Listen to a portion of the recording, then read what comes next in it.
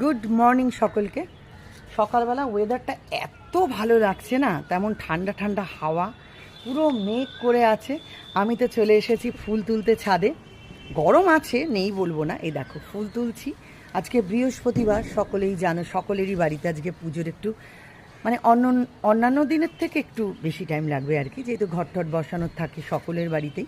যাই হোক, সেরকম আমারও যথারীতি তাই আছে, একটু দেরি তো হবে। তো মনে হলো এই ফুল তুলছি ছাদে না, এসে একটা খুব পজিটিভ একটা জিনিস মাথায় এলো, মানে মনে পড়লো আর কি। কেউ একজন আমাকে একদিন বলেছিল, আমরা যখন ভগবানের কিছু মানে ভগবানের কাছে কিছু চাই না, তখন যদি সেই জিনিসটা পেয়ে যাই, ভাবতে হবে যে ওটা কৃপা করেছেন আমাদের ভগবান, তাই পেয়েছি।